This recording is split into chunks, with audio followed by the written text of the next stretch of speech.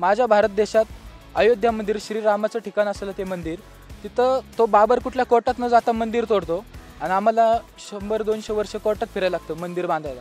तर ही डेमोक्रेसी तर काय फायद्याची नाही. आप कोई भी डेमोक्रेटिक कंट्री देख लीजिए, वहाँ पे ऐसा नहीं होता कि अच्छी पॉलिसी हो और अपोजिशन पार्टी ने तो उसको सपोर्ट किया हो. वो हमेशा ये चाहते कि ये ऐसा ना हो, हमारे मुताबिक हो, हमारे मुताबिक हो.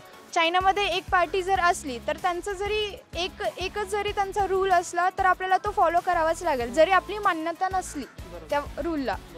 सो मग इतकं काही आपल्याला फ्रीडम वगैरे असं जास्त भेटणार नाही. तसं आपला इंडिया कसा एक डेमोक्रॅटिकली बेस्ड चांगला देश आहे, तर मला डेमोक्रेसी बेस्ट वाटते. हेलो नमस्ते, मैं दिलीप सिंह देशमुख आप सभी का स्वागत करता हूँ विश्व शांति दर्शन में.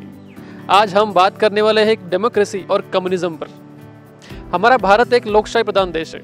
हमारे भारत में लोकशाही चलती है, पर कभी आपने सोचा है कि हमारा भारत कभी एक कम्युनिस्ट देश होता, हमारे भारत में कम्युनिस्ट पार्टी की सरकार होती, तो क्या स्थिति होती भारत की आज? क्या हम और बेहतर होते या फिर कुछ और होते?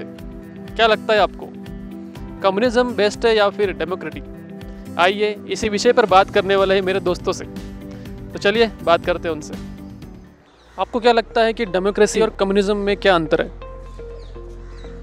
डेमोक्रेटिक कंट्री जो होती है सब बहुत बढ़िया है, मतलब जो हम बोलते हैं कि हमारा भारत देश सबसे बड़ी डेमोक्रेटी है, लेकिन ये सब बकवास है. ये क्या सही है? सही ये है कि अगर आप किसी देश को प्रॉपर प्रगति करनी है एकदम सही तरीके से और सबसे जल्दी, तो उसका एक ही तरीका है, वो है कम्युनलिझम. मला बेसिकली डेमोक्रेसी बेस्ट वाटते, कारण फर्स्ट ऑफ ऑल डेमोक्रेसीमध्ये आपण आपले स्वतंत्र विचार व्यक्त करू शकतो. आणि कम्युनिझम म्हणजे इतकं काय असं एवढं हे नाही आहे, कारण आता सपोज आपल्या एखाद्या कंट्रीमध्ये वन पार्टी रूल असला तर आपल्याला तो मानावाच लागेल, जरी आपली इच्छा नसली तरी. मग डेमोक्रेसीमध्ये कसं right to act, right to speak, right to live, म्हणजे आपण आपले विचार व्यक्त करू शकतो. परत आपण आपली लाईफस्टाईल कशी जगायची ती जगू शकतो. सो मला डेमोक्रेसी बेस्ट वाटतं. What I think is democracy ही होना चाहिए भारत में. कम्युनिज्म इज अच्छा, यदि आपको कम्युनिज्म जो देश है उस पर रहने के लिए दिया जाए तो आप रह सकते हो वहाँ पे जाके? नहीं, because like more of corruption over there. So तो आपको क्या लगता है भारत में करप्शन नहीं होता? मतलब भारत में तो करप्शन बहुत है, मतलब ऐसे और सब मतलब स्टेट से मतलब कंट्री से देखा जाए तो इंडिया में ही करप्शन सबसे ज़्यादा है. बट स्टिल डेमोक्रेसी होनी चाहिए, बिकॉज डेमोक्रेसी धीरे धीरे बढ़ती है. इट्स लाइक अभी कम है, बट देन मतलब अभी जैसे the growth rate is less, तो धीरे धीरे करके it will increase. So what I think is democracy ही होना चाहिए. मतलब व्हाट डू यू थिंक? नहीं, डेमोक्रेसी सही है, मतलब अलग अलग पार्टीज़ रहेगी तो वो लोग के बीच में मतलब कंपैरिजन वगैरह रहेगा, तो मतलब एक पार्टी कुछ अलग योजना निकालेगी, दूसरी पार्टी कुछ अलग निकालेगी, तो दोनों में कंपैरिजन्स रहेगा तो इकोनॉमी भी बढ़ेगी. एक पार्टी अलग पॉलिसी निकाली, दूसरी पार्टी अलग पॉलिसी निकाली, इसमें तो हमारे जो आम जनता है वही इधर से उधर खींची जाएगी, उनका नुकसान होगा. नहीं, लेकिन उनको मतलब इकोनॉमी में फ़ायदा भी होगा ना थोड़ा. कैसे? मतलब एक जो पॉलिसी है वो लॉन्ग टाइम तक चलेगी तो सही है, या फिर एक पॉलिसी शॉर्ट टाइम तक चलेगी वो सही है? लॉन्ग टाइम तक चलेगी वही सही है. तो हमारे भारत में होता ही नहीं है. तो होना चाहिए मतलब आगे. डेमोक्रेटी में कैसा है कि अभी कोई सरकार आई, उसने कोई रूल निकाला, कोई लॉ निकाला, तो अभी वो अच्छा होगा तो भी कुछ जो उनके जो अपोजिट जो होते हैं सरकार के, वो लोग आते हैं धरने में बैठते हैं. जैसे कि अभी वो पंजाब में हुआ था, वहाँ पे तो सारे पंजाबी जो सिख लोग थे वो वहाँ पे आके बैठे धरने पे. उन्होंने जो बिल लाया था मोदी जी सरकार ने, वो पूरा चेंज कर दिया. तो डेमोक्रेटी जो है वो लोगों को पावर देता है अपने देशों की, लेकिन वो पावर को ज़्यादा दे देता है वो, तो उसका मिसयूज़ भी बहुत होता है.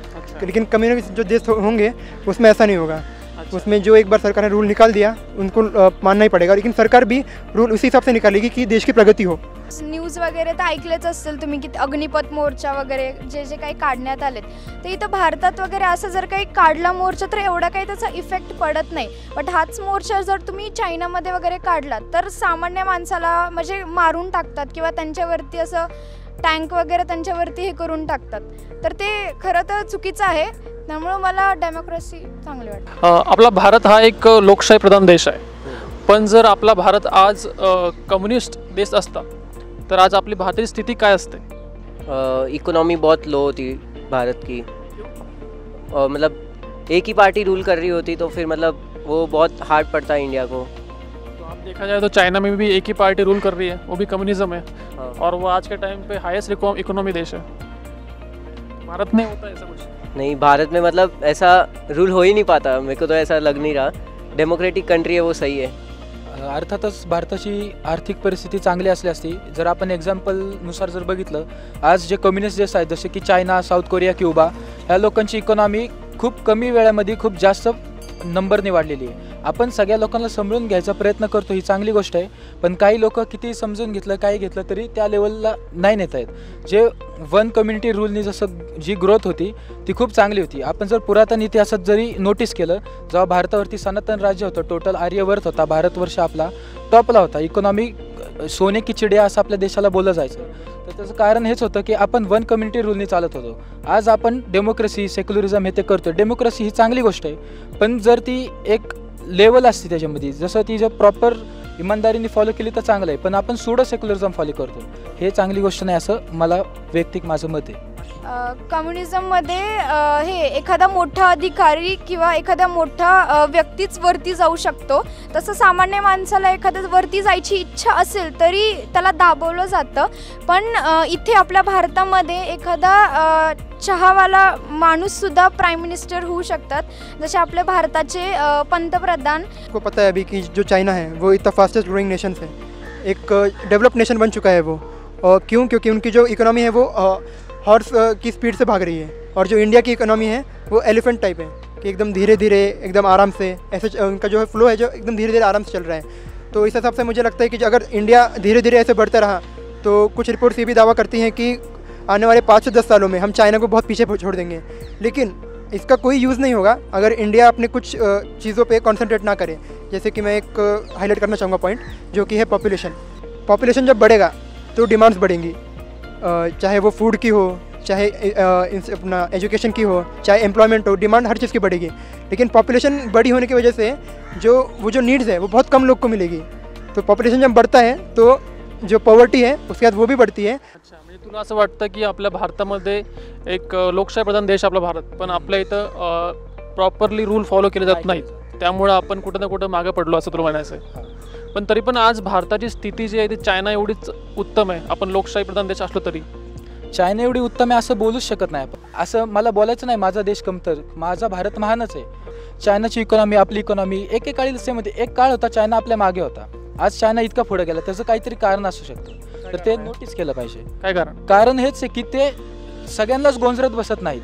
त्यांना माहिती आहे कोण छडी लागे छमछम आणि विद्या ये गमगम, म्हणजे कुणाला कसं ट्रीट करायचं ते त्यांना नीट माहिती आहे. तुला असं म्हणायचं की चायनामध्ये लोकांवरती अत्याचार केला जातं कारण की ते नीट वागावं म्हणून? अत्याचार केले जातात ही आपल्याला आपली मीडिया सांगते. ग्राउंड रिॲलिटी सगळ्या देशांची वेगळी वेगळी. आपण म्हणतो अत्याचार केले जातात, अत्याचारामध्ये कधी प्रगती होत नसते. जर अत्याचार केले जात असले असते तर आज जो चायना ज्या लेवलला आहे त्या लेवलला कधी गेलाच नसता. आपल्याला जी मीडिया बोलते ही खरी गोष्ट आपण मानून घेतो, ही आपल्या भारतीयांची चुकी आहे. रिॲलिटी काही वेगळी असू शकते जे आपण ते विचारच करत नाही. जे सांगते समोरचा माणूस डोक्यावर लादलं, मानून घेतलं, ही आपली घोर म्हणजे चूक करतो आपण.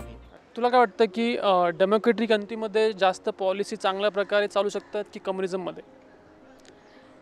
तसं बघितलं तर कम्युनिझममध्ये मला असं वाटतं जास्त चालेल. म्हणजे कारण तिथं वन पॉलिसी रूल आहे, तर मग तोच आपल्याला एखाद्या जर गव्हर्नमेंटनी रूल काढला तर तोच रूल तुम्हाला फॉलो करावा लागेल, जरी तुमची इच्छा असली नसली. तर मग मला असं वाटतं की कम्युनिझममध्ये चालेल. आपल्या सेक्युलर देशामध्ये कसं होतं डेमोक्रेसीमुळे, आज 5 वर्ष राईट विंग येणार, पुढं 5 वर्ष लेफ्ट विंग येणार. ह्यांनी हे रूल आणले, आता त्यांचं विचारधारा वेगळी, यांची विचारधारा वेगळी. मग ते कुठलाही नियम तर आणतात आणायला, पण एकही नियम पुढं पाळला जात नाही. पण कम्युनिझममध्ये आणला आणि आता हे असं आहे, झक मारून तुम्हाला हे करायचं आहे आणि करा, असं असतं. इथं आपले तुम्हाला करायचं आहे करा, नाही करायचं आहे तुम्ही तुमच्या ह्यानी बघा, आणि असं आळमडळममध्ये काही प्रगती होत नसते असं वाटतं मला. कम्युनिज्म में ये सब करना बिल्कुल मुश्किल है, लेकिन जो कम्युनिस्ट पार्टी के जो भी देश के लिए ही सोचेंगे वो, अभी लोगों से उनको मतलब फ़र्क पड़ता है लेकिन ज़्यादा फ़र्क नहीं पड़ता. वो क्या सोचेंगे कि देश का भला होना चाहिए, जो देश को अपने वर्ल्ड में टॉप पे लाना है, चाहे इकोनॉमी की इस पे हो, चाहे किसी भी फील्ड के अंदर हो. वो चाहते हैं कि अपनी देश का भला हो, तो देश का भला हो तो वो सबसे अच्छी बात है. आपने कहा कि देश का भला हो, वो तो सही बात है कि देश का भला होना ही चाहिए, पर देश में जो लोग रहते हैं कभी उनका खुद का ही भला ना हो पाए, मतलब उनको खुद को ही लगे कि मेरे ऊपर अत्याचार हुआ है, मुझे न्याय नहीं मिला है, तो फिर देश का भला हो के फ़ायदा क्या? आपने सही कहा कि कुछ लोगों को बुरा लगता है कि ये तो हमारे पे अत्याचार हो रहा है, ऐसा हो रहा है। ऐसा हम एग्जांपल ले सकते हैं, अभी अग्निवीर जो भारत सरकार ने निकाला है कि 4 साल के लिए हम भर्ती करेंगे जवानों को, उनको ट्रेनिंग देंगे, उनको प्रॉपर सैलरी देंगे और उसके बाद निकाल देंगे।